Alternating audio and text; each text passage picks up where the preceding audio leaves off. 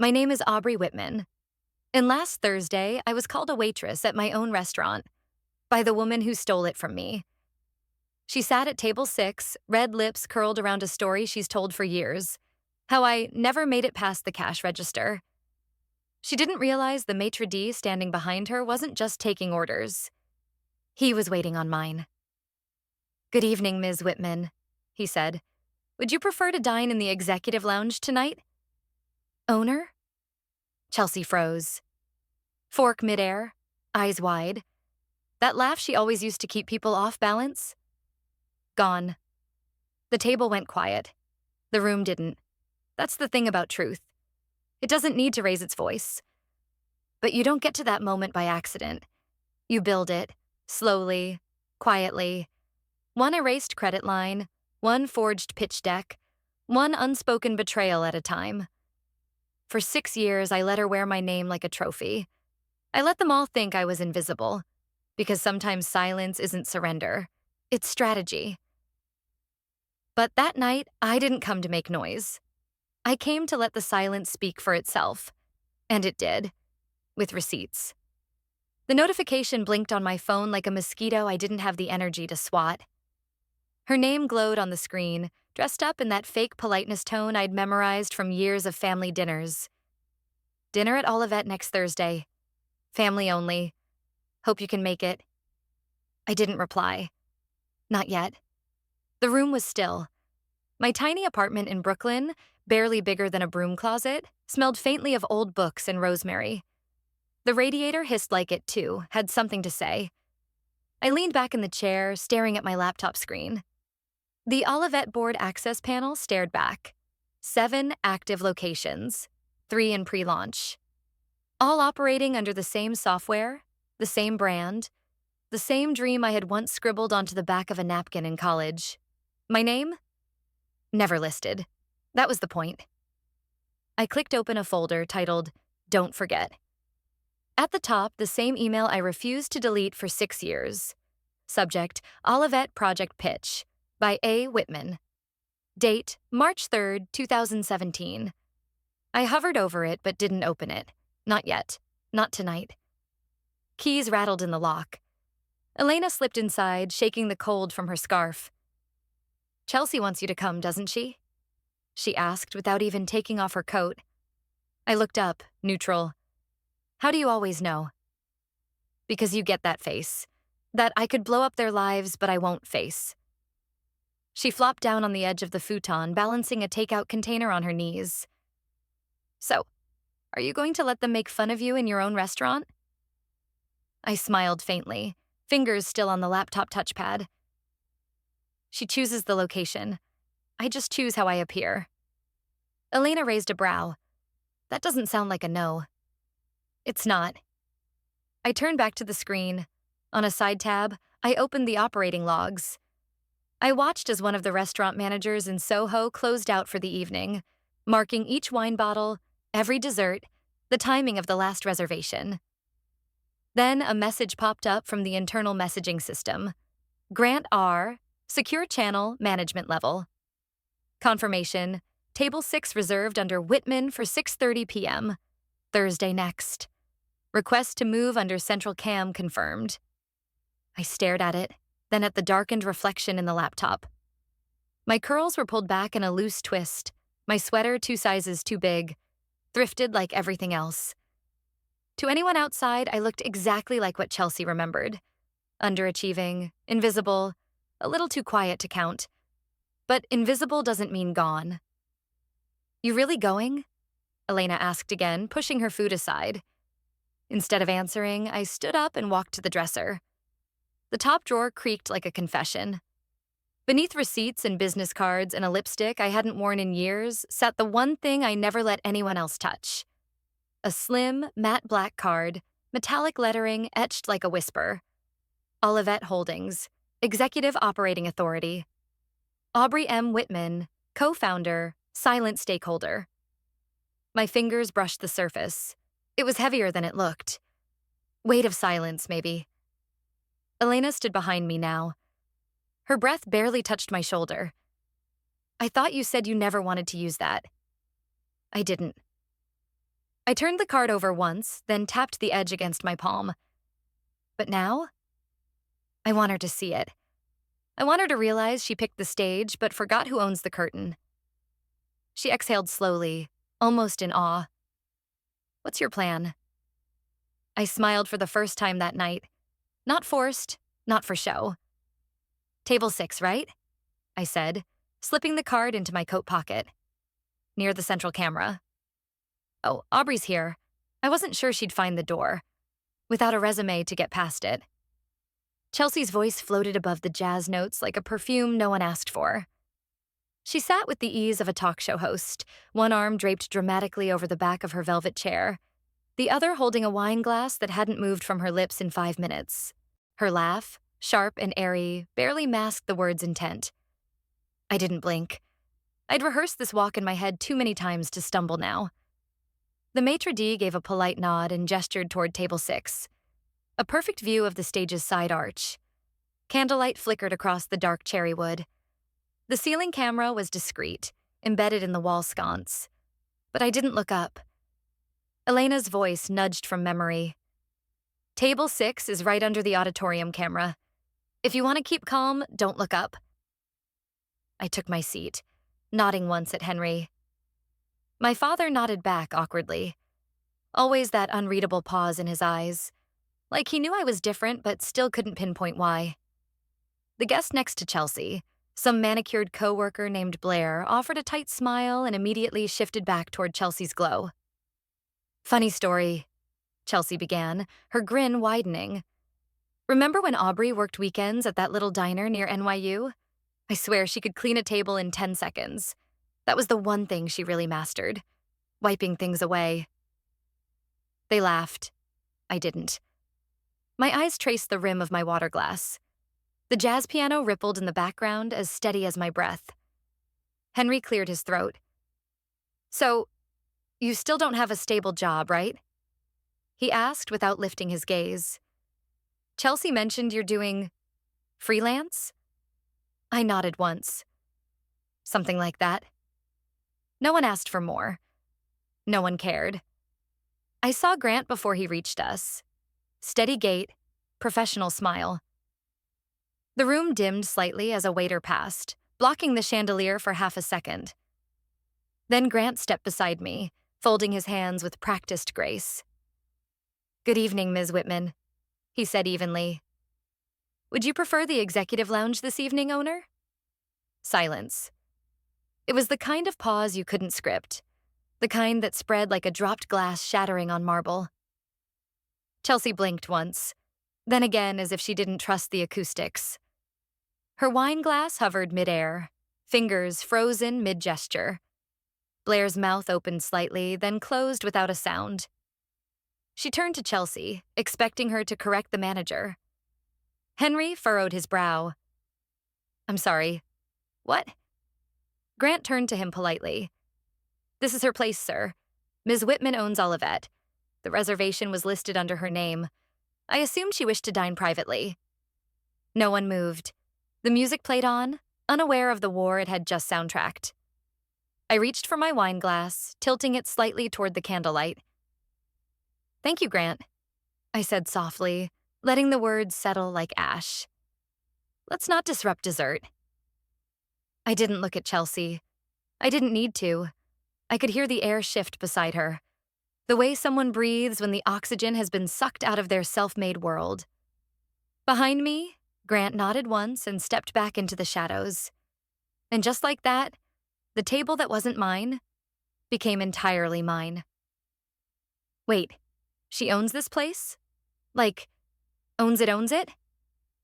The words didn't come from Chelsea this time. It was Blair. Her tone caught between disbelief and something rawer, a shade closer to fear.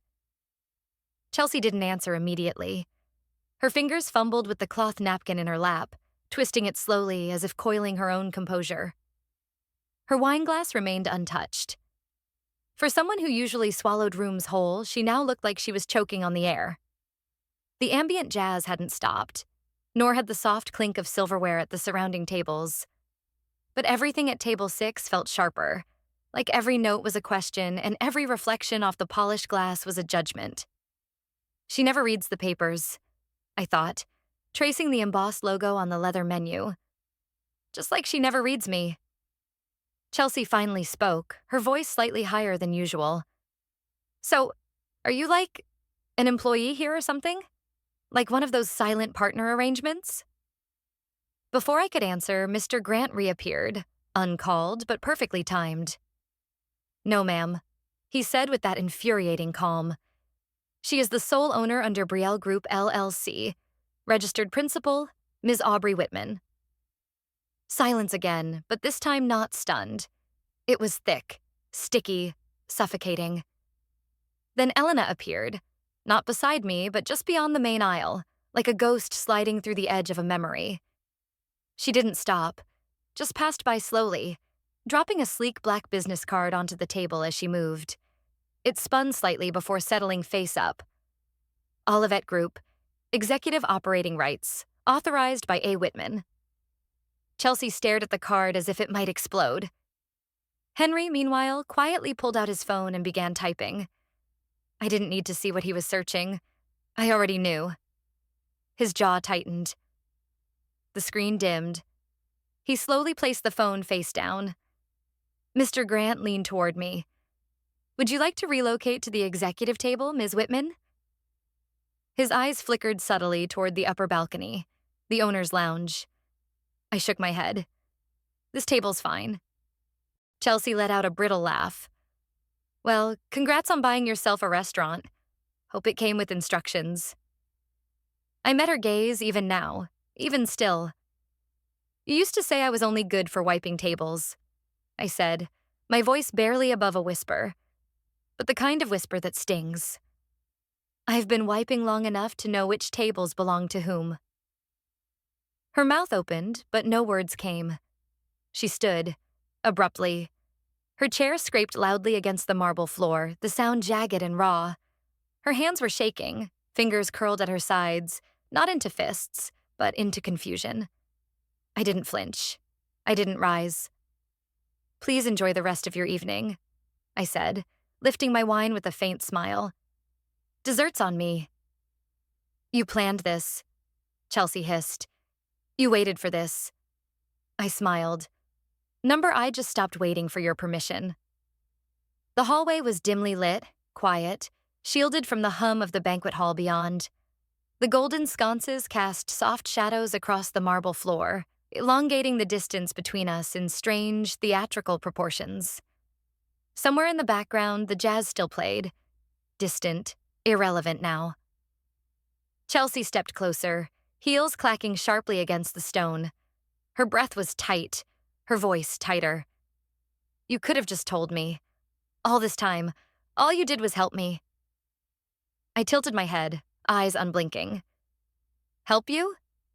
I laughed once, short and sharp. Like when you helped me by resending my pitch deck to the investors, but changed the name on the first slide. That wasn't...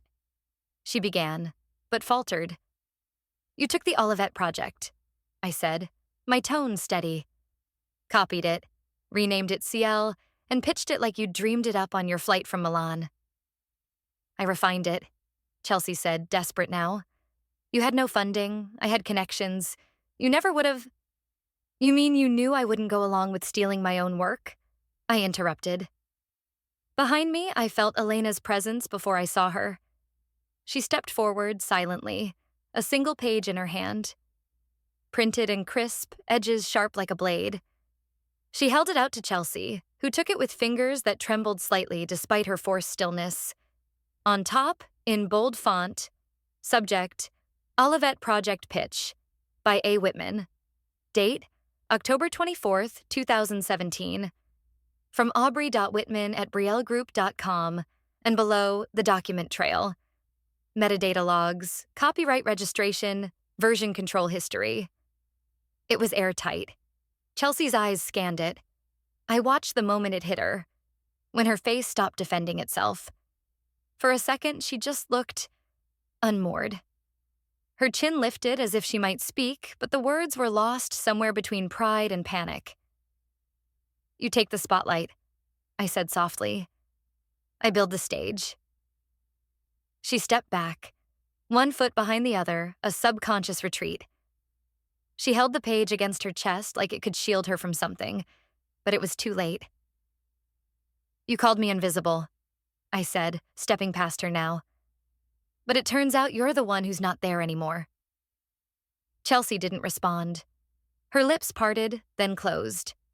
Her shoulders rose, fell. For someone who used to own every room she walked into, she looked startlingly out of place now, like a faded memory still clinging to the idea of relevance. From the far end of the hall, Mr. Grant approached with measured steps. His voice was gentle but firm. Ms. Whitman, the executive lounge is ready. Would you like us to move dessert there? I nodded, not looking back. Yes, please. Funny thing about signatures, they don't need applause. They just need to be valid. The pen moved smoothly across the final page, ink settling into the paper like a quiet declaration. I didn't look up right away. I liked the silence.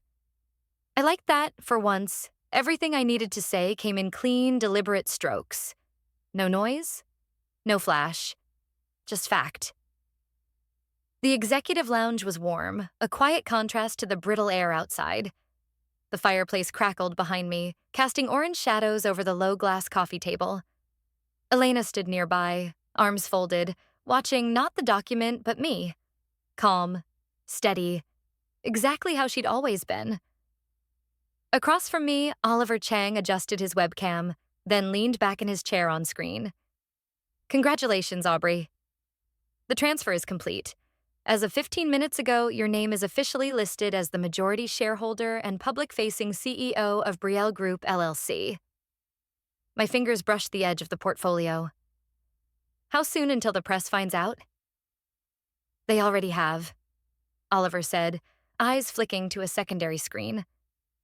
But the embargo lifts tomorrow morning. Business Insider, Wall Street Journal, even 2 lifestyle mags are covering it. You'll be everywhere by noon.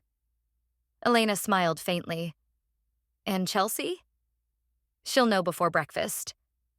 We didn't toast. We didn't cheer. It wasn't that kind of victory. Elena crossed to the window. The city below glimmered in patches. Brooklyn's lights scattered like 1,000 unspoken truths. Do you remember? She said, not turning. When I offered to let my name be the legal rep? Back when you were scared they'd trace everything back to you? I nodded. I wasn't scared.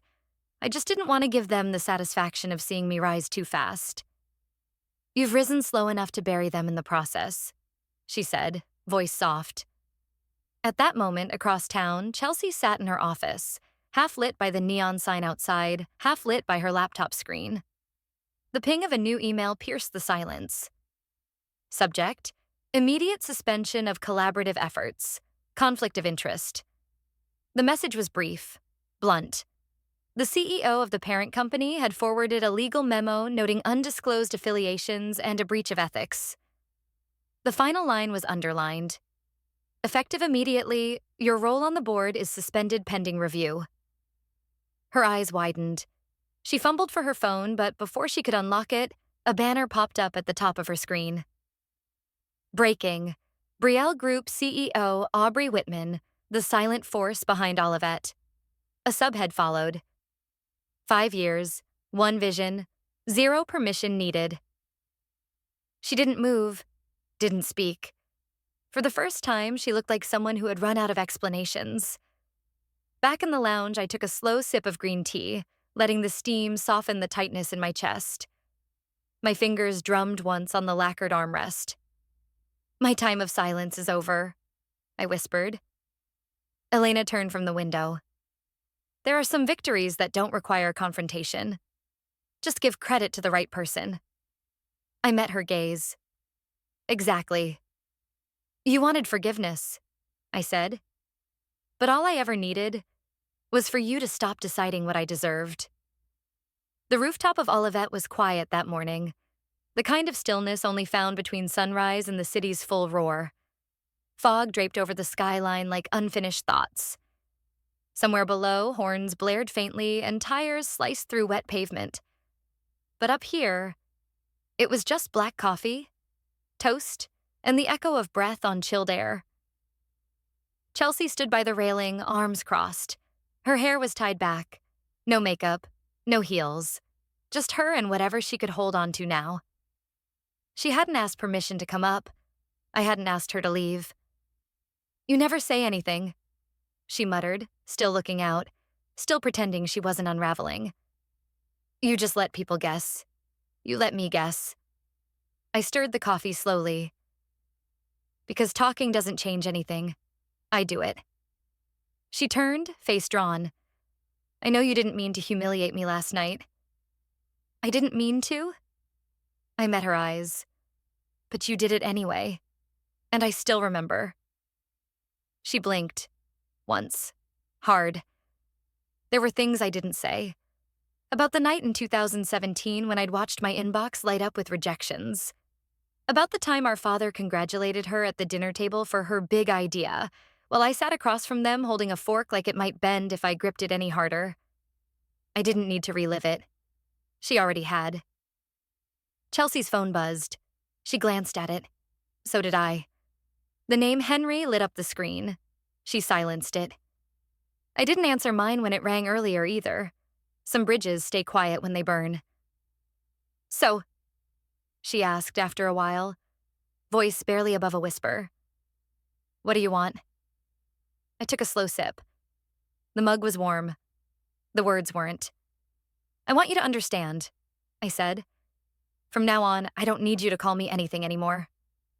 She inhaled sharply like she might argue, but nothing came out. For the first time in her life, Chelsea had no words. And then she left. She didn't slam the door, didn't throw one final insult over her shoulder. She just descended the stairs like someone who finally understood she wasn't in the center of the room anymore. I sat for a while, finishing the last bite of toast. Then I pulled out my phone and called Mr. Grant. "Getting a new lease in Seattle," I said. "This time, my name will be on the sign." The wind shifted gently, lifting the edge of the paper napkin beside me. Forgiveness is not required, but recognition, that's earned. Chelsea didn't come back. No text, no explanation, and none was needed. There was a time I would have waited for an apology, but I learned that some people only bow their heads when there's nowhere left to look up from, and I don't need them to bow. That morning, after she left the rooftop at Olivet, I stayed a few extra minutes, staring into the fog stretching over New York's skyline. The wind bit lightly at my sleeves, but I didn't feel cold anymore. Not after years of freezing in the silence I forced myself to live with. My phone buzzed softly on the coffee table beside me. An email from Oliver. "Brielle Group legal disclosures finalized. All publications scheduled for 9 a.m. EST. I smiled. Not brightly, not smugly. Just with the quiet certainty that comes when the final door closes behind you, and you no longer have any reason to turn around. I used to think justice had to come loud, that people who wronged you needed to fall under flashing lights and public shame. But justice doesn't always wear armor. Sometimes it arrives in a signature, a headline, and the quiet decision never to go back.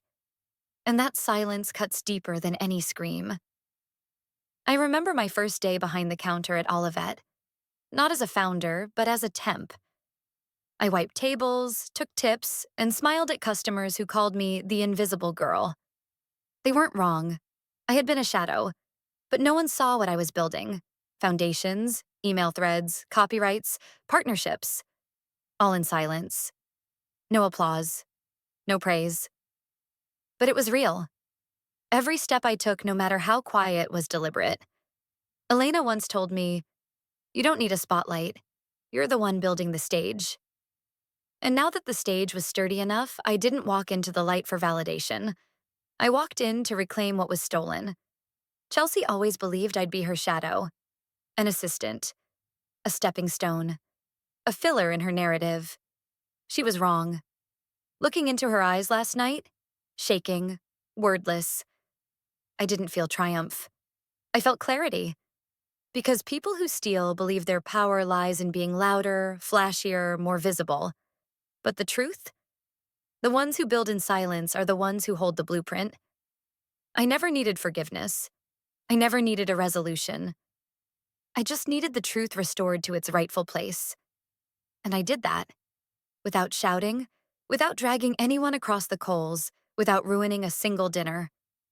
Just one name card, one well-timed nod, one sentence spoken when it mattered. That was enough to burn their illusion to the ground. Later that day, I walked out of Olivet with a new architectural draft in my folder, the next location in Seattle. And this time, the storefront will read clearly. Aubrey Whitman, founder, CEO. No more hiding. No more borrowed names. No one else gets to write my name in their font again. Maybe I didn't destroy anyone, but I did something far more powerful. I stopped allowing them to rewrite my story. Justice doesn't always arrive with noise. Sometimes it walks in quietly, holding receipts. And when truth stands firm, even the loudest liars run out of words. No wall of lies can stand forever against the tide of truth. There was a time I thought justice needed an audience, that for the truth to matter, it had to roar. But the most powerful victories? They arrive without spectacle. Just timing. Just truth. Just the quiet refusal to disappear. For years, I was the ghost behind someone else's empire. But I stayed. I built. And when the moment came, I didn't raise my voice. I raised my name. To anyone who's ever been silenced, underestimated, or pushed aside, you don't need permission to rise. You don't need their approval to be real. What you build in silence will speak louder than any lie ever could. Thank you for watching, for listening, and for believing that stories like this matter. Because they do. Because we do. If this story stayed with you, share it. Tell us in the comments, what's something you built quietly that no one saw coming? And if you've ever been told to stay in your place, hit that subscribe button. Because this channel, it's our place now. Thank you, truly. For every view, every word, every second you chose to spend here. It's not just a story, it's a reckoning. And we're only getting started. I'm Sarah Wren, 32. And last week, my family sent me a message with just 6 words. There's no space for you this year. No explanation. No apology. Just absence dressed up as logistics. It wasn't the first time they left me off the list. It was just the first time I stopped pretending it didn't hurt. So I packed the same suitcase I had folded for them. And I drove somewhere quieter. Somewhere I could make room for those of us who are always told to squeeze in or stay out. Before I show you what happened next, tell me where you're watching from. And if you've ever been written out of the story but showed up anyway, drop a comment. Subscribe because this isn't about revenge. This is about building a table no one can push you away from. I stared at the screen, the text glowing dimly in the corner of my apartment, as if it too were hesitant to intrude. The words sat there like they belonged, like I should have known. And maybe I should have. Still, something inside me sagged. Outside, the city steamed in its usual late June sweat, humid and loud and unapologetic. Inside, it was just me, the quiet hum of the AC unit, and my half-packed suitcase by the door. I had already folded the navy linen dress, the one I wore last year when we toasted Grandma Maggie's birthday by the vineyard. I'd even picked out a bottle of her favorite Pinot to bring, a small tribute. But I guess there'd be no toasting this year, not with me in the picture. I scrolled back up to double-check, as if I'd misread it. There's no space for you this year. No space. Last summer, when Mom claimed her card was maxed out, I paid the vineyard deposit without asking for credit. I brought the extra linens when the rental house ran short. And when I realized I wasn't listed in the family slideshow, no baby photos, no graduation pics, nothing. I swallowed it. I smiled. I stayed. Maybe that was the beginning. Maybe that was my first quiet erasure. I checked the RSVP page through the private link Aunt Rachel once sent. It was a long shot, but I needed to see it with my own eyes. There it was. Wren Family Summer Gathering, July 5th, Willow Glen Estate. 202 confirmed guests. My cousins from both coasts. Even Jillian and her husband. I hadn't spoken to them since Dad's retirement.